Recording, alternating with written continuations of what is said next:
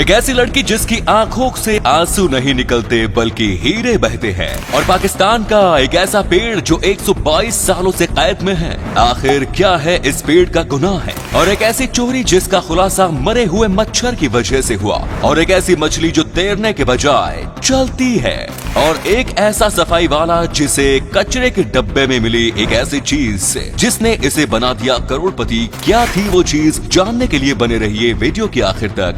Number 9, एक ऐसी लड़की जिसकी आंखों से आंसू के बदले हीरे निकलते हैं। जी हाँ, ये बिल्कुल सच्ची घटना है। 1996 में लेबनान की 12 साल की हसना मसलमनी की आंखों से आंसू के बजाय अचानक ही शीशे की तरह क्रिस्टलाइज्ड मटेरियल निकलने लगा। उनकी आंखों से हर दिन 3-4 ऐसे टुकड़े निकलते थे। जब हसना के पेरेंट्स उसे डॉक्टर के पास ले गए तो तब डॉक्टर भी इसकी हालत को देखकर हैरान रह गए। डॉक्टर को भी समझ में नहीं आया कि ऐसा होता क्यों है। जब डॉक्टर ने उसकी आंखों से निकलने वाले शीशे के टुकड़ों की जांच की तो पता चला कि जिस मटेरियल से हीरे बने होते हैं सेम वही मटेरियल हसना की आंखों से निकलने वाले शीशे में भी है। हसना की आंखों से निकलने वाले शीशे के टुकड़े इतने तेज होते थे कि इससे कागज बड़ी आसानी से कट जाते थे। लेकिन हैरानी की बात यह थी कि हसना की आंखों को कोई नुकसान नहीं पहुंचता था। 1996 के मार्च महीने में अक्टूबर महीने तक उसकी आंखों से शीशे के टुकड़े निकलते रहे और फिर ये खुद ही बंद हो गया। नंबर 8, पाकिस्तान में एक ऐसा पेड़ है जो पिछले 122 सालों से गिरफ्तार है।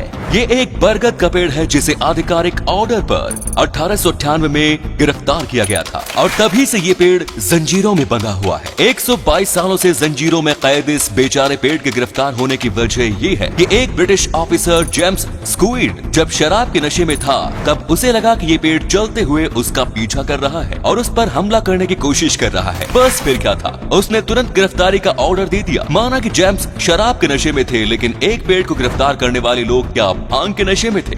इस पेड़ पर एक बोर्ड भी लगा हुआ है जिस पर आई एम अंडर अरेस्ट लिखा हुआ है। अफसोस की बात यह है कि इस बेगुनाह पेड़ के साथ हो रही नाइंसाफी के लिए कोई आवाज नहीं उठा रहा। चलो हम मिलकर जस्टिस फॉर बनियन ट्री की शुरुआत करते हैं।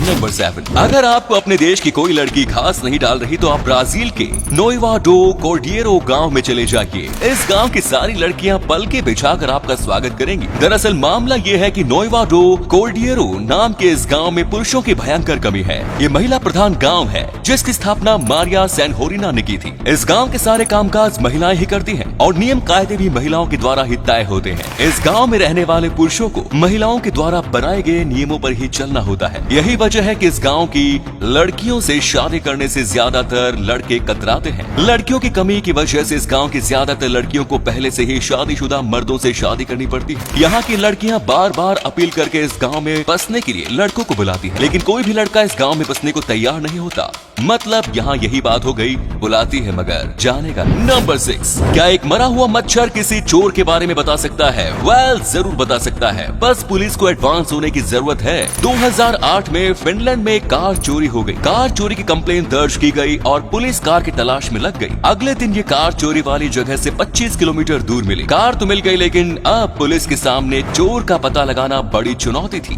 कार के अंदर तलाशी के दौरान पुलिस को इसमें एक मरा हुआ मच्छर मिला। इस मच्छर को फॉरेंसिक लैब में भेज दिया गया और फिर मच्छर ने मरने से पहले जिस इंसान का खून चूसा था उसकी जांच की गई। खून से उस इंसान की डीएनए का पता चला। इसके बाद पुलिस ने डीएनए डेटाबेस में उस डीएनए का मैच ढूंढा एंड पुलिस को मैच मिल गया। ये डीएनए उसी शख्स का था जिसने उस कार की चोरी की थी। इस तरह से पुलिस चोर को गिरफ्तार करने में कामयाब रही। मच्छर के लिए इस बात पे एक लाइक तो बनता ही है। नंबर 5, क्या आपने पैरों पर चलने वाली मछली को देखा है? जी हाँ, मछली चल भी सकती है। चलने वाली इस मछली का नाम अनफिश है। हालांकि ये मछली तैरना भी जानती है लेकिन ये चलना ही प्रेफर करती है। ये मछली केवल ऑस्ट्रेलिया की तस्मानिया में मौजूद डेरवेंट रिवर और इसके आसपास के क्षेत्रों में ही पाई जाती है। लेकिन ये मछली विलुप्त होने के कगार पर है। इस मछली के जो फिन्स होते हैं उसकी बनावट हाथों की तरह होती है। यही वजह है कि इसे हैंडफिश नाम दिया गया है। इन्हीं हाथों की वजह से ये मछली समुद्र या नदियों के तल पर चलती है। नंबर 4, जरूरी नहीं कि ऊपर वाला हमेशा छप्पर फाड़ के ही देता है। कई बार लोगों को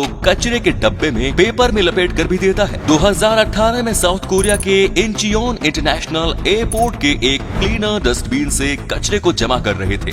इसी दौरान जब उन्होंने एक डस्टबिन को उठाया तब उन्हें इसका वजन ज्यादा लगा। जब उन्होंने इसके अंदर देखा तब उन्हें एक पेपर में लपेटा हुआ ईंट जैसी कोई चीज दिखाई दी। जब उन्होंने पेपर को खोला तो उनके होश उड़ गए। इस पेपर में सोने की 7 ईंटें मौजूद। ईमानदारी दिखाते हुए उन्होंने इसे एयरपोर्ट अथॉरिटी के हवाले कर दिया, लेकिन 6 महीने बाद भी कोई इसे लेने नहीं आया।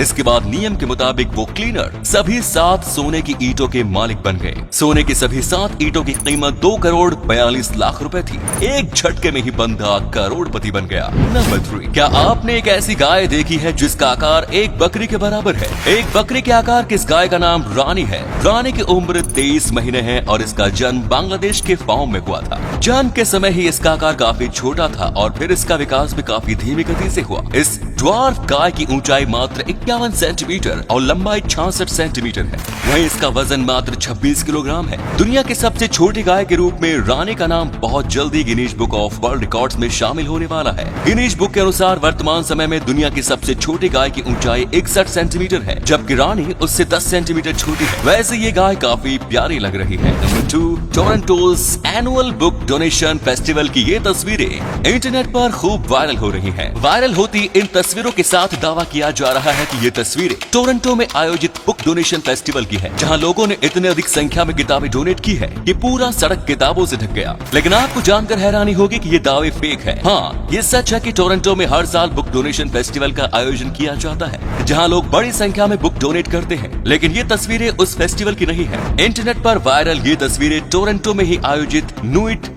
ब्लंचे आर्ट फेस्टिवल के आर्ट इंस्टॉलेशन की है। नंबर 1, एक और जहां आज पूरी दुनिया में नदियों और नहरों के ऊपर ब्रिज बनाने में ढेर सारी कंक्रीट और स्टील का उपयोग किया जाता है, वहीं मेघालय में आज भी कई ऐसी जगह है जहां छोटी छोटी नदियों और नहरों के ऊपर पेड़ की जड़ों से ब्रिज बनाए जाते हैं। ब्रिज बनाने में जीवित पेड़ों के जड़ों का उपयोग किया जाता है ताकि ब्रिज लंबे समय तक टिके रहे। एक बार निर्माण के बाद ब्रिज को देखभाल की जरूरत पड़ती है। पेड़ के पुराने जड़ों को हटाकर नई जड़ें जोड़े जाते हैं ताकि ब्रिज की मजबूती बनी रहे। अगर ब्रिज की हमेशा देखभाल की जाती रहे तो एक ब्रिज 150 सालों तक टिका रह सकता है। तो ये थे कुछ अमेजिंग फैक्ट्स। इनमें से कौन सा फैक्ट आपको सबसे जबरदस्त लगा, कमेंट्स में जरूर बताएं। आज का वीडियो आपको अच्छा लगा होगा, हमें उम्मीद है। अगर अच्छा लगा तो लाइक कीजिए, शेयर कीजिए, कमेंट्स कीजिए, साथ ही चैनल को सब्सक्राइब करना बिल्कुल न भूलें। धन्यवाद।